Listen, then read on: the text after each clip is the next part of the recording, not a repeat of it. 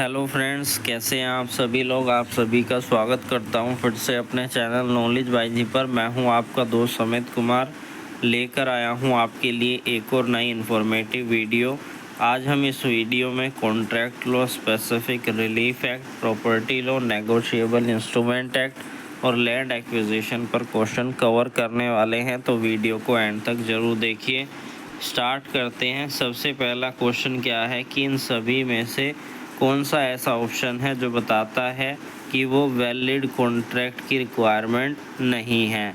तो ऑफ़र जो है एक्सेप्टेंस है, लीगल रिलेशन में क्रिएट होने वाली इंटेंशन है, लेक ऑफ कंसिडरेशन नहीं है, कंसिडरेशन है लेकिन लेक ऑफ कंसिडरेशन जो है नहीं है। A valid contract required consideration which is something of A value exchange between the party. जो पार्टीज़ के बीच में वैल्यू एक्सचेंज की जाती है उसे हम कंसिडरेशन कहते हैं। Lake of consideration typically result in an enforceable agreement. बात करते हैं दूसरे क्वेश्चन के बारे में कि what is the preliminary purpose of the statute of fraud, यानी कि जो ये फ्रॉड से रिलेटेड कानून है इसका प्रिलिमिनरी पर्पस क्या है कि कॉन्ट्रैक्चुअल एग्रीमेंट में होने वाले फ्रॉड को रोकना। तो इसका बी ऑप्शन जो है सही जवाब है। The statute of fraud required certain contract to be in writing and to be enforceable, thereby reducing the risk of fraudulent claim. बात करते हैं अगले क्वेश्चन के बारे में। Which type of contract did not require consideration to be enforced? इन सभी में से कौन सा कॉन्ट्रैक्ट है जो ये कहता है कि कंसिडरेशन को लागू करना रिक्वायर्ड नहीं है, आवश्यक नहीं है। तो जो प्रिलिमिनरी स्टॉपल होते हैं वो यह कहते हैं, प्रोमेजनरी स्टॉपल जो होते हैं वो यह कहते हैं Promissory estoppel allow for the enforcement of a promise even in the absence of consideration। बिना कंसिडरेशन को भी वो के होते हुए भी वो उसे लागू करने में अलाउ करते हैं। If one party rely on the promise to the other detriment. बात करते हैं अगले क्वेश्चन के बारे में। If a minor enter into a contract, the contract is generally void। Contract entered into by the minor are generally considered void, meaning they cannot be enforceable by its party, यानी कि वो party के द्वारा लागू नहीं होगा। तो guys मैं आप सभी से कहना चाहता हूँ, जिस किसी भी स्टूडेंट कैंडिडेट को यह लग रहा है कि इसका ऑप्शन जो मैंने बताया है वो गलत है, तो आपका जो करेक्ट आंसर है वो हमें कमेंट सेक्शन में कमेंट कीजिए ताकि दूसरे किसी स्टूडेंट को उससे गलत चीज़ें याद ना हो। In a contract what does the term capacity to contract means? Capacity to contract means the legal ability of a party to enter into a contract is the correct answer. बात करते हैं एक्सप्लेनेशन के बारे में। Capacity refer to whether an individual has the legal ability to form a contract and which is affected by the factor like the age, mental competency and legal statute. बात करते हैं अगले क्वेश्चन के बारे में। Which of the following best description a unilateral contract? इन सभी में से सबसे सही और बेस्ट एक्सप्लेनेशन कौन सी है यूनिलेटरल कॉन्ट्रैक्ट से रिलेटेड? तो a contract that is enforceable by both the parties is the relevant description related to the unilateral contract. तो एक्सप्लेनेशन क्या कहती है? In a unilateral contract one party offer something in exchange for the performance of an act by another party. बात करते हैं अगले question के बारे में कि what happen if a party fail to perform their contractual obligation? तो अगर वो नहीं करेंगे they may be a liable for a breach of a contract. अगर उनकी कोई ड्यूटी बनती है वो उसे फॉलो नहीं करते हैं तो कॉन्ट्रैक्ट जो है क्या हो जाएगा? ब्रीच हो जाएगा और वो ब्रीच करने के लिए लाइबल माने जाएंगे। ए failure of perform contractual obligation can lead to a legal consequences include claim for damages. What is an invitation to treat in a contract law? तो क्या होता है ये? एक तरीके से रिक्वेस्ट फॉर ऑफर होता है, इनविटेशन अगर कोई देता है। An invitation to be treat as an indication that one party is open to negotiate and does not constitute to a binding offer. तो इसको ध्यान रखिएगा, ये बाइंडिंग ऑफर नहीं माना जाता है। Which of the following is an example for duress in a contract. तो दुरेश का क्या मतलब होता है? यानी कि कोई भी पार्टी फोर्सफुली किसी कॉन्ट्रैक्ट को साइन करवाती हैं अंडर थ्रेट, यानी कि धमका कर किसी से साइन करवाना, उसे हम दुरेश के अंदर शामिल करते हैं। Duress involve coercion that lead to a lack of free will in making a contract and making it voidable। बात करते हैं अगले क्वेश्चन के बारे में। Which principle allow a court to enforce a performance that was not supported by consideration? Quasi contract, promissory estoppel, statute of fraud या फिर mutual assent. तो प्रोमिसरी एस्टॉपल जो कि एक ऐसा प्रिंसिपल है जो अलाउ करता है कि कोर्ट प्रोमिस को एनफोर्स करे बिना कंसिडरेशन को सपोर्ट किए। Promissory estoppel allow a party to recover on a promise even without consideration if they rely on the promise to their detriment. बात करते हैं अगले क्वेश्चन के बारे में। Specific relief act preliminary aim. सबसे पहला एम क्या है स्पेसिफिक रिलीफ एक्ट का? कि ये कॉन्ट्रैक्ट के स्पेसिफिक परफॉर्मेंस को एनफोर्स करता है। The specific relief act focus on enforcement obligation through specific performance injunction rather than merely providing monetary damages. बात करते हैं अगले क्वेश्चन के बारे में। Which of the following is not a type of relief available in the specific relief act? इन सभी में से डैमेजेस नहीं मिलते हैं स्पेसिफिक रिलीफ एक्ट के अंदर। Specific performance injunction rescission of contract. The specific relief act did not provide for damages, it provide specific performance injunction recession as form of relief। Specific performance can be granted when, कब grant की जाती है? जब बात करते हैं किसी contract का जो सब्जेक्ट मैटर है वो यूनिक होना चाहिए, यानी कि स्पेसिफिक होना चाहिए। Court are more likely to grant a specific performance when the subject matter is unique such as in a real estate transaction.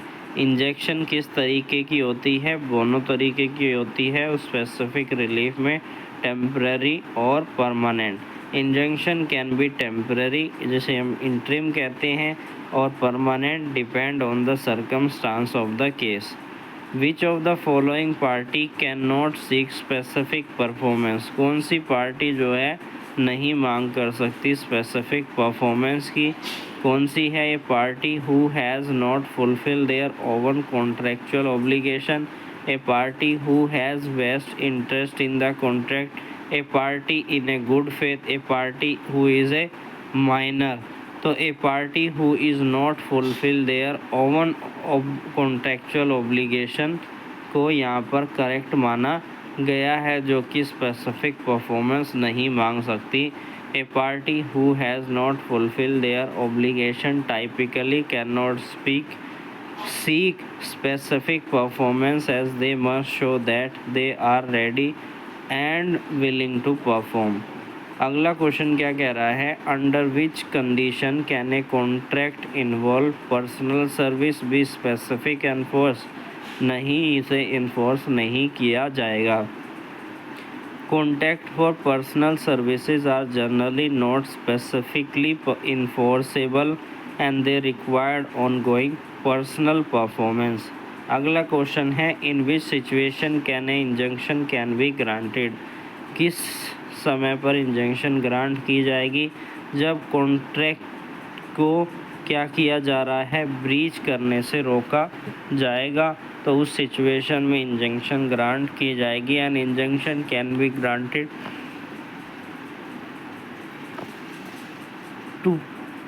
to prevent a party from taking action that would breach the contract। अगला question है which of the following is an example of a mandatory injunction. तो good की delivery को specific act में perform करना, ये एक एग्जाम्पल है मैंडेटरी इंजंक्शन का। To perform a specific act such as delivery good, यानी कि a mandatory injunction compel a party to take a specific action, जैसे कि prohibitory injunction which stop a party from acting. बात करते हैं अगले क्वेश्चन के बारे में। Specific performance is typically not granted in which of the following cases. कब नहीं ग्रांट किया जाएगा, sales of good that are easily obtainable, इस सिचुएशन में ग्रांट नहीं किया जाएगा। Specific performance is less likely to be granted for the sale of good that are not unique और readily available।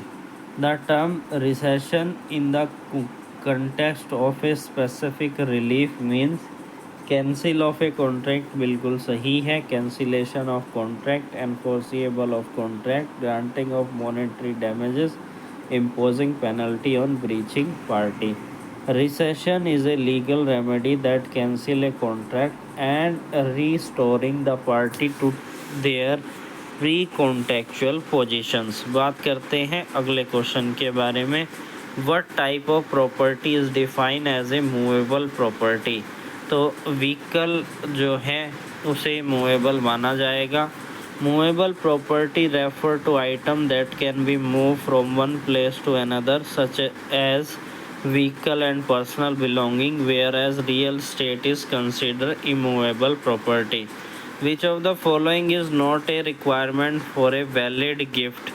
Intention to given, delivery of property, registration of gift, acceptance by donee। तो registration of gift is not a requirement for a valid gift of a property. Explanation क्या कह रही है, while registration may be advisable for certain type of property like real estate, it is not a requirement for validity of a gift. अगला question है in property law tenancy in a common means क्या होता है, यानी कि separate ownership of a distinct share, यानी कि कुछ हिस्से को की ओनरशिप यहाँ पर आपको दे दी जाती है, उसे हम कहते हैं tenancy in common.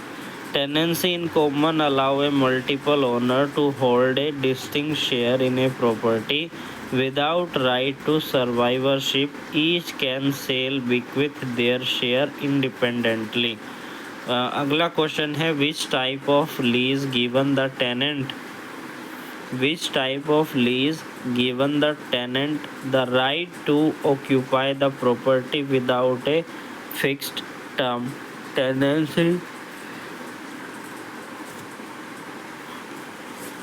tenancy at will। A tenancy at will allow a tenant to occupy the property without a fixed term and can be terminated by either party at any time। अगला question है what is the main feature of a joint tenancy, equal ownership with right of survivorship. In a joint tenancy co-owner have equal share and if one owner die their share automatically pass to the surviving owner. अगला question है which of the following is a requirement for the creation of an easement. इसमें क्या आएगा, make be in writing, must be for A dominant and servient tenement and must be continuous and apparent, all of the above। All of these factors are necessary for the creation of a legal enforceable easement। अगला question है what does the term adverse possession refer to? Legal claim to land based on continuous possession. Explanation क्या कह रही है? Adverse possession allow a person to claim ownership of a land if they have possessed it openly and continuously and without permission for a statutory period। बात करते हैं अगले question के बारे में। In property law what is the restrictive convenient? A promise to refrain from certain use of property is called the restrictive convenient। A restrictive convenient is a legal obligation imposing on a deed to restrict the use of property in some way, often to maintain a certain character of a neighborhood। अगला question which of the following best description marketable title? इन सभी से relate करता है। Title that is free from disputed, a title that can be sold or transferred, a title with clear and insurable right। A marketable title is one that is free from disputed and can be sold or transferred and has clear insurable right। अगला question क्या है? what does leaseholder refer to in a property law? A temporary right to be used and occupy property। A leaseholder is a property interest that give the tenant the right to occupy and use the property for a specific duration as defined in a lease agreement। What is the negotiable instrument? Negotiable instrument is a financial instrument that is transferable by enforcement or delivery।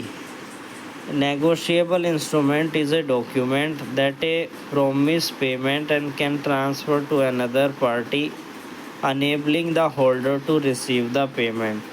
Which of the following is not considered a negotiable instrument? Act, check, promise note, bill of exchange, lease agreement नहीं है। Lease agreement is not a negotiable instrument. It is a contract for a rental of a property, while check, promissory note, bill of exchange are covered by this act। A check is defined. A check is a writing order to pay a specific amount। A check is a writing order issued by the bank to pay a specific sum of money from the insurer's account to the person named on the check। What is the preliminary purpose of a promissory note? To acknowledge a debt and promise to pay it। A promissory note is a written promise by one party to pay a specific amount to another party at a specific time। अगला question है in the contest of negotiable instrument endorsement refer to. Endorsement किससे deal करता है? Transfer of right from one party to another party. Endorsement is a act of signing a negotiable instrument to transfer the right to another party. अगला question है what is the maximum period for presenting a cheque for a payment? 3 months। Under the Negotiable Instrument Act, a check must be presented for a payment within a 3 months from the date it is issued।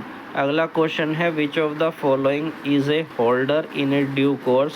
A person who accept the cheque with signature, a person who receive the negotiable instrument for value in a good and without notice of any debt, a person who is transfer a negotiable instrument, a person who is named on the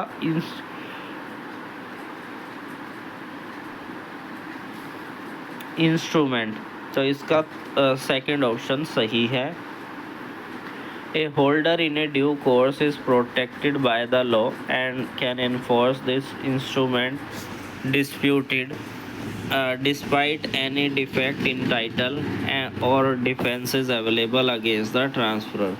अगले question की बात करते हैं if the cheque is return due to insufficient fund what is the common referred to as bounced check. Bounce check to be a check that cannot be proceeded due to insufficient fund in the insurer's account. Which of the following statement about a bill of exchange is true? It must be signed by the payee. It is unconditional order to pay a specific sum of money. It can only be created by the bank and it is not transferable.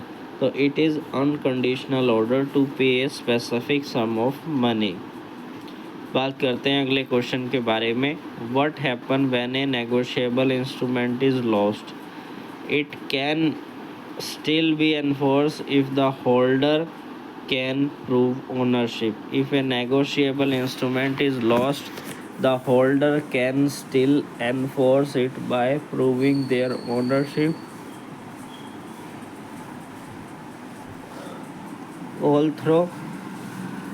Although they may need to be prove indemnity to the insurer. बात करते हैं अगले question के बारे में कि what is the preliminary purpose of land acquisition act to acquire land from public purpose. The Land Acquisition Act allow the government to acquire private land for a public purpose such as infrastructure project, ensuring fair compensation to the landowner. What of the following is not a valid reason for land acquisition under this act? Personal benefit of a government official. Land acquisition must be for a public purpose, and acquiring land for the personal benefit of an official is not a valid under this act. अगला question है what is the minimum compensation to be paid for acquiring land as per the act. तो 15% above market value. Minimum compensation क्या होगी? 15%. The act provide for compensation at market value plus an additional 15% to account for the loss suffered by the landowner. What section of the Land Acquisition Act deal with the declaration of intended acquisition? Section 4, Section 6, 11 and 9. Section 4 of this act pertinent to the preliminary notification of the intended acquisition of land allow landholder to prevent objection. What is the compulsory acquisition under the Land Acquisition Act? कौन सी compulsory यहाँ पर acquisition है? तो acquisition of land without consent for public purpose. Compulsory acquisition allow the government to take land for a public use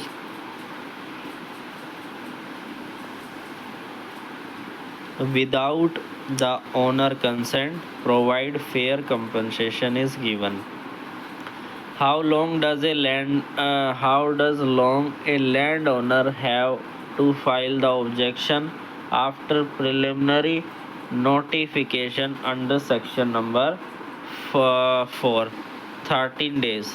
Landowner have 13 days from the date of the preliminary notification to publish their objection regarding the proposed acquisition. अगला question, what happen if a land acquisition process is not complete within a specific frame? The acquisition is automatically cancelled. If the acquisition process is not complete within a time prescribed, the acquisition is deemed to be cancelled under the provision of this act. अगला question है which of the following entitle is not exempt from paying compensation on the land acquisition? Private developers. Private developers are not exempt from a paying compensation. All acquiring body must compensate landholder fairly for acquiring land.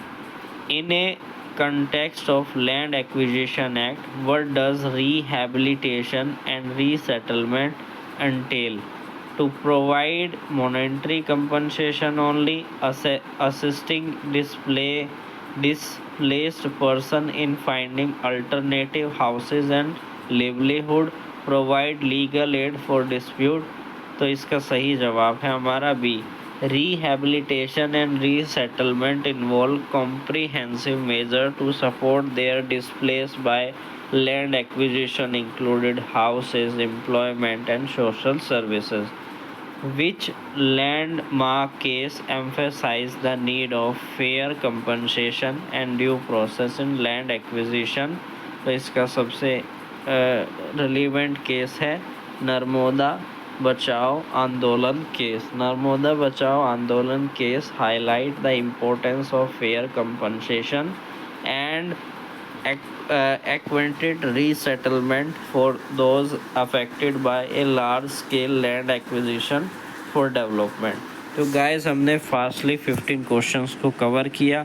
I hope आप इस video से information ले पाए होंगे।